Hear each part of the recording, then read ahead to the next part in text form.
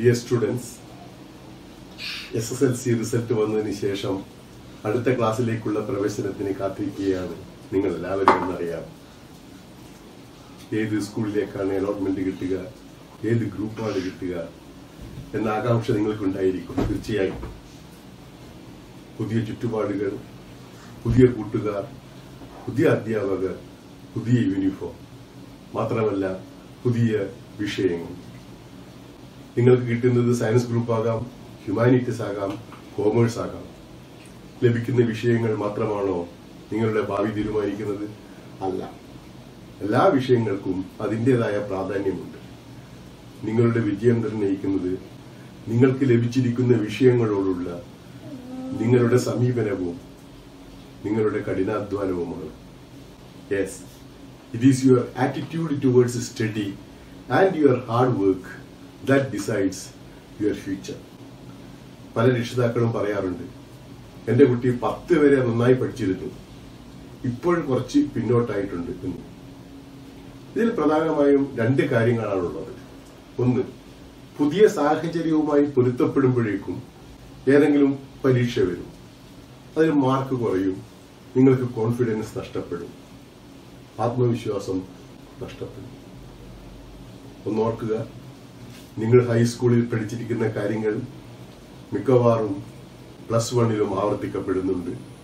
പക്ഷെ കുറച്ചുകൂടി ആഴത്തിലുള്ള പഠനമാണ് +1 മാത്രമല്ല കുറച്ചധികം പഠിക്കാനുമുണ്ട്. അതുകൊണ്ട് തന്നെ നിങ്ങൾ ഇതുവരെ പഠിച്ചിരിക്കുന്ന രീതിക്ക് മാറ്റം വരുത്തണം. കുറച്ച് കൂടുതൽ സമയം പഠനത്തിൽ നീക്കിവെക്കുക. മറ്റൊരു കാര്യം, മലയാളം മീഡിയത്തിൽ നിന്നുള്ള കുട്ടികൾ ഇംഗ്ലീഷ് മീഡിയത്തിലേക്ക് മാറി വരുമ്പോഴുള്ള ബുദ്ധിമുട്ടാണ്. പക്ഷെ ഇപ്പോഴും നിങ്ങൾക്ക് എല്ലാ സാങ്കേതിക പദങ്ങൾക്കും ഗൂഗിൾ സെർച്ച് കൊടുത്തു കഴിഞ്ഞാൽ അതിന്റെ സമാനമായ പദങ്ങൾ നിങ്ങൾക്ക് ലഭിക്കുന്നതാണ്. മാത്രമല്ല മലയാളം മീഡിയത്തിലുള്ള ടെക്സ്റ്റ് ബുക്കുകളും ഇപ്പോൾ ലഭ്യമാണ്. കുറച്ചൊരു എഫേർട്ട് എടുക്കുകയാണെങ്കിൽ I am sure you will be able to switch over to the new medium very easily. Nothing is impossible in this universe. So change yourself for a better tomorrow. You are going to enter a new phase of education. Be confident. You can definitely reach your goals. നിങ്ങളുടെ ലക്ഷ്യത്തിലേക്ക് എത്തുവാൻ തീർച്ചയായും നിങ്ങൾക്ക് സാധിക്കും. Wish you all good luck. This video is for students of science group who are going to study chemistry as one of the subjects. Most of the chapters that you are going to study in +1 are familiar to you in your high school classes, and only few chapters are new in the +1 classes. Today, I am not at all going to teach you anything new. നിങ്ങൾ മുൻപ് high school തലത്തിൽ പഠിച്ചിരിക്കുന്ന കാര്യങ്ങൾ ഒന്നുകൂടെ ഓർമ്മിപ്പിക്കൽ മാത്രമേ ഇന്ന് ചെയ്യുന്നുള്ളൂ. സയൻസിലെ എല്ലാ വിഷയങ്ങളും തുല്യ പ്രാധാന്യം അർഹിക്കുന്നു. പരസ്പരം ബന്ധപ്പെട്ടിട്ടുള്ളതാണ് ഈ വിഷയങ്ങളൊക്കെ. എങ്കിലും ഒരു കെമിസ്ട്രി ടീച്ചർ എന്ന നിലയിൽ ഞാൻ വിശ്വസിക്കുന്നത് ജീവന്റെ തുടിപ്പ് കെമിസ്ട്രിയിലൂടെ ആണെന്നാണ്. Can you imagine life in this universe without oxygen and water? ഓക്സിജനും വെള്ളവുമില്ലാത്ത ഒരു ലോകത്തെപ്പറ്റി നിങ്ങൾക്ക് സങ്കല്പിക്കാൻ കഴിയുമോ? തീർച്ചയായും ഇല്ല. നമുക്ക് ചുറ്റുമുള്ള ഓക്സിജൻ, വാട്ടർ, നിങ്ങളിരിക്കുന്ന കസേല, ഉപയോഗിക്കുന്ന മേശ, പെന്ന്, വാച്ച്, ഇതിനെല്ലാം കൂടി ഒരു പൊതുവായ പേരുണ്ട്. എന്താണത്? It is known as matter. മലയാളത്തിൽ ദ്രവ്യം അഥവാ പദാർത്ഥം എന്ന് പറയും. So what is matter? Matter is anything that occupies space and has mass. ഇപ്പൊ മാറ്ററിന് 2 കാര്യങ്ങൾ ഉണ്ടായിരിക്കണം. ഒന്ന് മാസാണ്, മറ്റൊന്ന് വോളിയമാണ്. വോളിയം എന്ന് പറയുമ്പോൾ ഒരു വസ്തു വെച്ചിരിക്കുന്ന സ്ഥലത്ത് മറ്റൊരു വസ്തു കൈയടക്കാൻ പറ്റില്ല. അപ്പോഴാണ് നമ്മൾ ആ വസ്തുവിന് സ്പേസ് ഓക്കുപ്പൈ ചെയ്തിരിക്കുന്നു, അല്ലെ വോളിയം ഉണ്ട്, വ്യാപ്തമുണ്ടെന്ന് പറയുക. മാസ് എന്ന് പറയുന്നത് പിണ്ഡം, മലയാളത്തിൽ പിണ്ഡം എന്ന് പറയും. So matter should have mass as well as volume. അപ്പൊ നമുക്ക് ചുറ്റുമുള്ള എല്ലാ വസ്തുക്കളും മാറ്റർ ആണോ? അല്ല. രണ്ട് കണ്ടീഷൻ പറഞ്ഞു. Matter should have mass and volume. ഇപ്പൊ ഉദാഹരണത്തിന് ഇപ്പോ ടൈം, സമയത്തിന് മാസ് ഉണ്ടോ? ഇല്ല. വോളിയം ഉണ്ടോ? അതുമില്ല. So time is not a matter. Light is not a matter because light does not have weight and it will not occupy any space. Similarly, heat, sound, rainbow, these things are not at all belonging to matter. They are called non-matter. So, what type of things you will call as matter? Matter is anything that occupy mass and volume. So, മാസിനെ പറ്റി പറയുമ്പോൾ ഇതിന് സമാനമായ മറ്റൊരു term ഉണ്ട്, wait എന്നത്. മാസും വെയിറ്റും ഒന്നാണോ? അല്ല, വ്യത്യാസമുണ്ട് രണ്ടിലും. മാസ് എന്ന് പറയുന്നത് തന്നിരിക്കുന്ന വസ്തുവിൽ അടങ്ങിയിരിക്കുന്ന മാറ്ററിനാണ് മാസ് എന്ന് പറയുന്നത്. Mass is the quantity of matter present in A given substance. അത് എക്സ്പ്രസ് ചെയ്യുന്നത് കിലോഗ്രാംസിലാണ്. ഗ്രാം എന്നത് അതിന്റെ മില്ലിഗ്രാം, ഈ പറയുന്നതൊക്കെ അതിന്റെ ചെറിയ യൂണിറ്റുകളുമാണ്. So mass is quantity of matter present in a substance. What about weight? Weight is the force with which the body is attracted by the gravity. Gravity വസ്തുമേവിൽ ചെലുത്തുന്ന ശക്തിക്കാണ്, ഫോഴ്സിനാണ് എന്ത് പറയുന്നത്? വെയിറ്റ് എന്ന് പറയുന്നത്. വെയിറ്റിന്റെ യൂണിറ്റ് ന്യൂട്ടൺ ആണ്. അപ്പോ മാസ് എന്നത് എവിടെ പോയാലും ഒരേപോലെ ആയിരിക്കും, അതിലൊരു വ്യത്യാസവും ഉണ്ടാവില്ല. Everywhere it will be the same. But weight depends on the gravity. Gravitational force മാറുമ്പോൾ ആ സബ്സ്റ്റൻസിന്റെ വെയിറ്റിലും മാറ്റം വരും. നമ്മളെല്ലാം ഈ എർത്തിൽ ജീവിക്കുന്നവരാണ്, ഒരേ ഗ്രാവിറ്റേഷണൽ ഫോഴ്സ് ആണ്. അതുകൊണ്ട് തന്നെ നമ്മൾ ഇനി മാസും വെയിറ്റും ഏകദേശം ഒരേ അർത്ഥത്തിലാണ് ഉപയോഗിക്കുന്നത്. യഥാർത്ഥത്തിൽ വസ്തുവിന്റെ മാസാണ് നമ്മൾ ഉപയോഗിക്കുന്നത്, പക്ഷെ വെയിറ്റ് എന്ന വാക്കും മാറി മാറി പല സ്ഥലത്തും ഉപയോഗിക്കാറുണ്ട്. ഇപ്പൊ മോളിക്യുലർ വെയിറ്റ് എന്ന് പറയാറുണ്ട്, പക്ഷെ യഥാർത്ഥത്തിൽ അത് മോളിക്യുലർ മാസ് ആണ്. But still we use molecular weight. So we studied now, matter will have mass as well as volume. മറ്റെന്തൊക്കെയാണ് മാറ്ററിന്റെ പ്രത്യേകതകൾ? സ്ട്രക്ചർ, ഘടന. മാറ്ററിന് എല്ലാ മാറ്ററിനും ഒരേ സ്ട്രക്ചർ ആണോ? അല്ല. Different matter will have different structure. For example, oxygen. We studied oxygen molecule contain two atoms of oxygen linked together by a double bond. രണ്ട് oxygen ആറ്റങ്ങൾ തമ്മിൽ double ബോണ്ടുകളാൽ ബന്ധിതമാണ് ഒരു ഓക്സിജൻ മോളിക്യൂൾ. ക്ലോറിൻ മോളിക്യൂളോ? രണ്ട് ക്ലോറിൻ ആറ്റങ്ങൾ തമ്മിൽ ഒരു ബോണ്ട് മാത്രം, single bond മാത്രമേ അതിലുള്ളൂ. അപ്പൊ ഓരോ വസ്തുവിന്റെയും ഘടനയിൽ വ്യത്യാസമുണ്ടാവും. മറ്റൊന്ന് കോമ്പോസിഷനാണ്, രാസസംയോഗം അഥവാ സംയോജനം. അതായത് ആ വസ്തുവിൽ അടങ്ങിയിരിക്കുന്ന എലിമെന്റുകൾ ഏതൊക്കെയാണ്, ഏതൊക്കെ റേഷ്യോയിലാണ് അവ സംയോജിച്ചിരിക്കുന്നത്, കമ്പൈൻ ചെയ്തിരിക്കുന്നത്, ഇതിനെ പറ്റിയിട്ടുള്ളതാണ് കോമ്പോസിഷൻ എന്ന് പറയുന്നത്. For example, water has a formula H2O. What does this mean?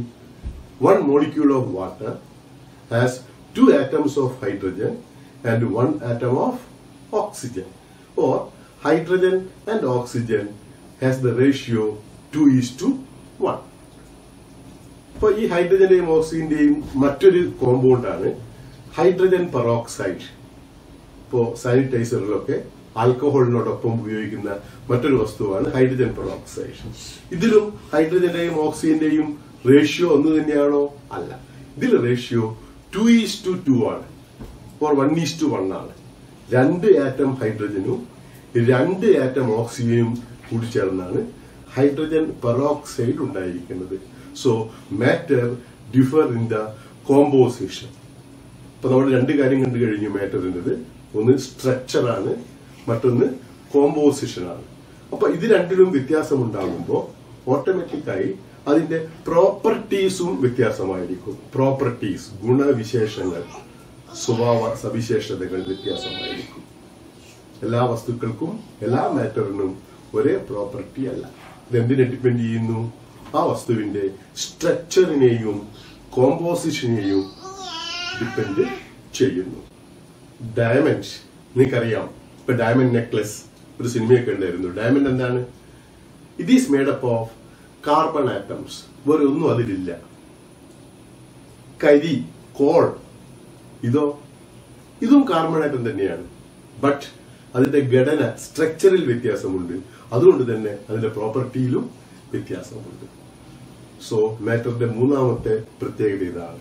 ഒന്നാമത്തത് സ്ട്രക്ചർ, രണ്ടാമത്തത് കോമ്പോസിഷൻ, മൂന്നാമത്തത് പ്രോപ്പർട്ടി. ഓരോ മാറ്ററിനും ഓരോ തരത്തിലുള്ള പ്രോപ്പർട്ടിയാണ്. അതിന്റെ സ്ട്രക്ചറും കോമ്പോസിഷനും അനുസരിച്ച് പ്രോപ്പർട്ടിയിലും മാറ്റം വരും. ഇപ്പോൾ മറ്റൊരു എക്സാമ്പിൾ പറയുകയാണെങ്കിൽ, ഇപ്പോ ചോറ്, നമ്മൾ ഇന്ന് ചോറുണ്ടല്ലോ, ചോറ് ഗ്ലൂക്കോസ് മോളിക്യൂളുകളാൽ നിർമ്മിതമാണ്. പുല്ലോ, അതും ഗ്ലൂക്കോസ് മോളിക്യൂളാൽ നിർമ്മിതമാണ്. പക്ഷെ നമുക്ക് പുല്ല് തിന്നാൻ പറ്റുമോ? തിന്നാൽ നമുക്കത് ഡൈജസ്റ്റ് ആവില്ല. കാരണം ഗ്ലൂക്കോസ് മോളിക്യൂളുകൾ തമ്മിലുള്ള ബന്ധനം, ബോണ്ടിങ് അരിയിൽ വേറെ തരത്തിലാണ്, ഗ്രാസിൽ, പുല്ലിൽ വേറെ തരത്തിലാണ്. അപ്പോ ഈ ബന്ധനത്തിലുള്ള രീതി തന്നെ അതിന്റെ പ്രോപ്പർട്ടികളിൽ മാറ്റങ്ങൾ ഉണ്ടാകും. നാലാമത് നിങ്ങൾ പഠിക്കുന്നത് ട്രാൻസ്ഫോർമേഷൻസ് ആണ്. പരിവർത്തനം. കാർബൺ കത്തിച്ചാൽ അത് കാർബൺ ഡയോക്സൈഡായി മാറും. വെള്ളം ഫ്രീസറിൽ വെച്ച് കഴിഞ്ഞാൽ ഐസായി മാറും. അപ്പൊ മാറ്റർ ഒരു വസ്തുവിൽ നിന്ന് മറ്റൊരു വസ്തുവായി മാറാൻ പറ്റും. ഇതിനാണ് ട്രാൻസ്ഫോർമേഷൻസ് എന്ന് പറയുന്നത്. അപ്പോ ഇതൊക്കെ കൂടി ചേർന്നാൽ എന്തായി? കെമിസ്ട്രിയായി. So what is chemistry now? Chemistry is the study of structure, composition, properties and transformations of matter. പദാർത്ഥങ്ങളുടെ ഘടന, രാസസംയോഗം, ഗുണവിശേഷങ്ങൾ, പരിവർത്തനം എന്നിവ പറ്റിയിട്ടുള്ള പഠനമാണ് chemistry. So chemistry is the study of structure, composition, properties and transformations of matter. You have different branches of chemistry. I'm not going to mention here all the branches. The main 3 branches you are studying are physical chemistry, organic chemistry and inorganic chemistry. What is physical chemistry? ഭൗതിക രസതന്ത്രം. എന്താണ് ഈ physical chemistry എന്ന് പറയുന്നത്? Physical chemistry is that branch of chemistry where the principles of physics are used to understand the concepts of chemistry. ഫിസിക്സിൽ നിങ്ങൾ പഠിച്ചിരിക്കുന്ന നിയമങ്ങളിലെ വസ്തുതകള് chemistry പഠിക്കാൻ വേണ്ടി ഉപയോഗിക്കുക. അതാണ് ഫിസിക്കൽ കെമിസ്ട്രി. ഫിസിക്സ് നിങ്ങൾ കുറെ നിയമങ്ങൾ പഠിച്ചിട്ടുണ്ട്. അപ്പൊ കെമിസ്ട്രിയിലുള്ള വസ്തുക്കൾക്ക് വിശദീകരണം നൽകാൻ വേണ്ടി ഈ നിയമങ്ങളെ ഉപയോഗപ്പെടുത്തിക്കൊണ്ടുള്ള പഠനമാണ് physical chemistry. To give an example, ഇപ്പൊ അക്വേറിയത്തിൽ ഗ്യാസ് ബബിൾസ് ഉണ്ടാക്കുന്ന മെഷീൻ കാണാം. അപ്പൊ അതിലെ ബബിൾസ് നിങ്ങൾ ശ്രദ്ധിച്ചിട്ടുണ്ടോ? താഴെ അതിന്റെ സൈസ് ചെറുതായിരിക്കും, മേലോട്ട് വരുംതോറും അതിന്റെ സൈസ് വലുതായി വലുതായി വരും. എന്താണ് ഇതിന് കാരണം? ഫിസിക്സിലെ ഒരു നിയമമുണ്ട്, നിങ്ങൾക്ക് പഠിച്ചതാണ് ഹൈസ്കൂളിൽ, ബോയിൽസ് ലോ. അത് ബേസ് ചെയ്തുകൊണ്ടാണ് ഇതിനെ നമ്മൾ വിശദീകരിച്ചിരിക്കുന്നത്. So this forms what is called the physical chemistry. രണ്ടാമത്തെ ബ്രാഞ്ച് ഓർഗാനിക് കെമിസ്ട്രിയാണ്. ജൈവിക രസതന്ത്രം അഥവാ കാർബണിക രസതന്ത്രം എന്ന് പറയും. So organic chemistry is the chemistry of molecules of life. ജീവനുമായി ബന്ധപ്പെട്ട മോളിക്യൂളുകളെ പറ്റിയിട്ടുള്ള പഠനമാണ് organic chemistry. Organic chemistry is the chemistry of carbon compounds. ഒട്ടനവധി കോമ്പൗണ്ടുകൾ ഉണ്ടാക്കാനുള്ള കഴിവ് കാർബണിനുണ്ട്. ഈ കാർബൺ കോമ്പൗണ്ട്സിനെ പറ്റിയിട്ടുള്ള പഠനമാണ് organic chemistry. Third branch is inorganic chemistry. Periodic ടേബിളിലുള്ള ആവർത്തന പട്ടികയിലുള്ള എലിമെന്റുകളെ പറ്റിയും അവയുടെ കോമ്പൗണ്ടുകളെ പറ്റിയും മിനറലുകളെ പറ്റിയും ഉള്ള പഠനമാണ് ഇനോർഗാനിക് കെമിസ്ട്രി. അപ്പോൾ ഈ 3 ബ്രാഞ്ചാണ് പ്രധാനമായും നിങ്ങൾ +2, +1 ക്ലാസ്സുകളിൽ പഠിക്കുന്നത്.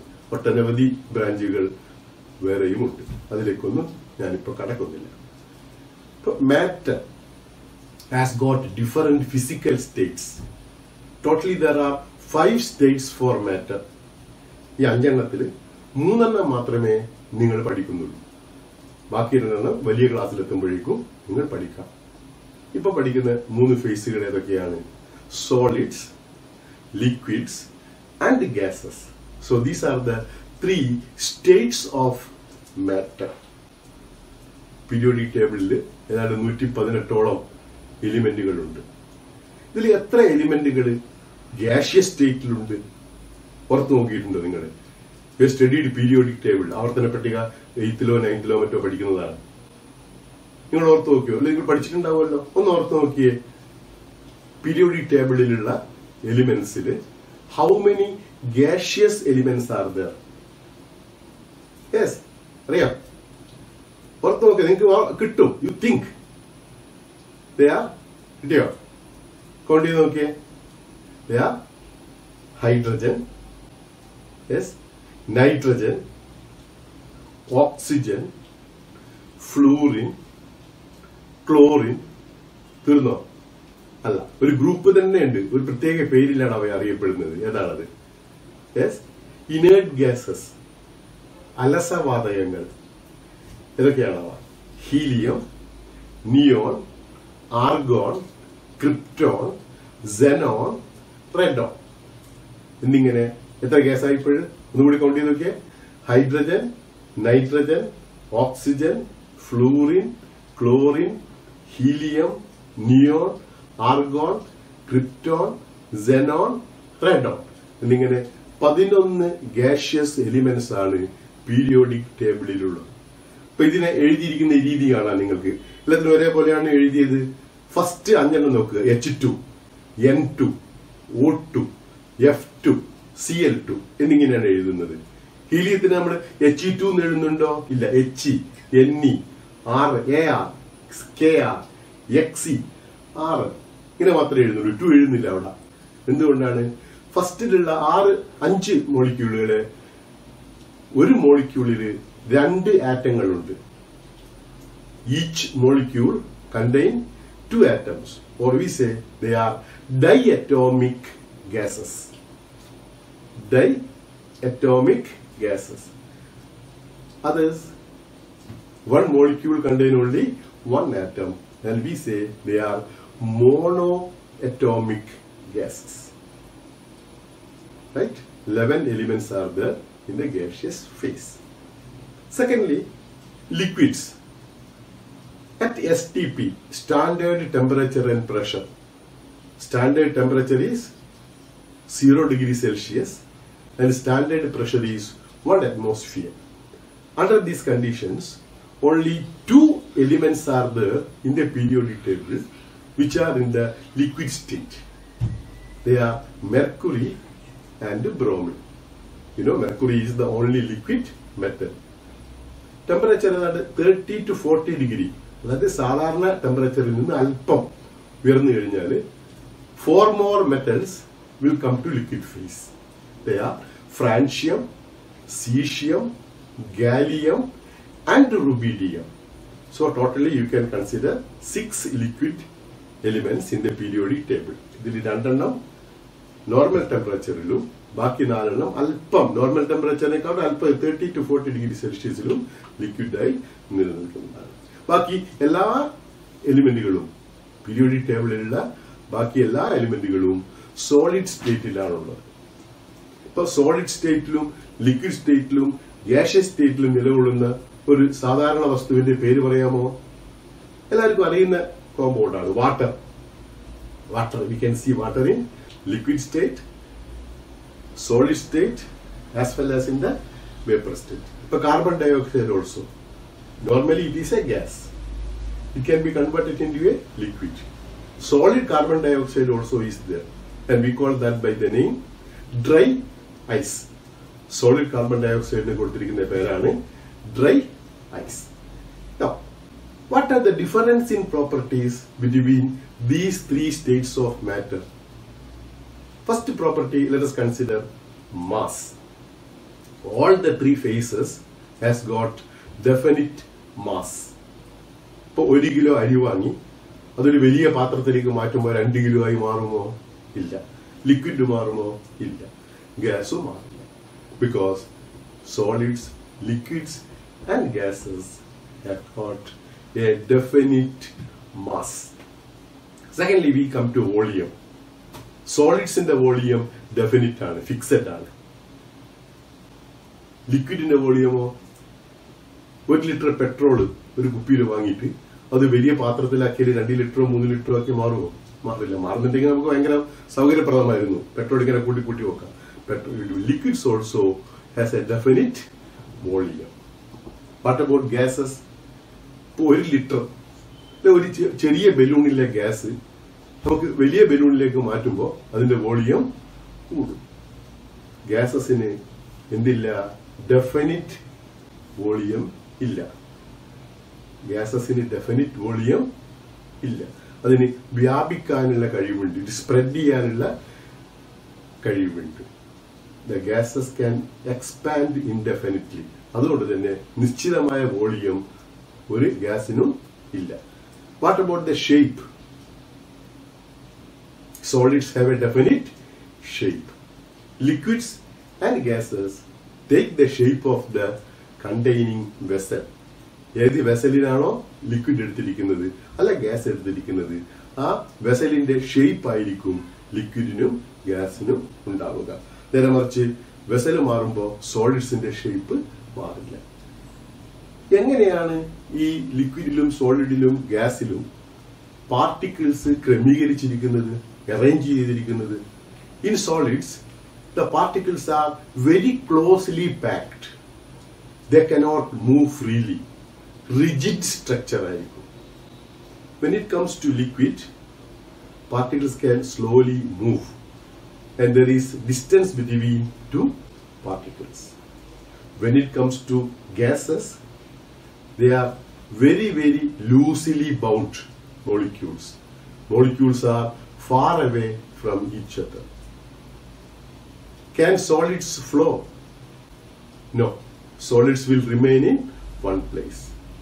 Liquids and gases can flow. So we call liquids and gases as fluids. Liquids and gases belong to a category called fluids. They can flow. They can flow from one place to another place. ഇതിൽ ഏറ്റവും കൂടുതൽ വേഗത്തിൽ flow ചെയ്യാൻ പറ്റുന്നത് gas ആണ്.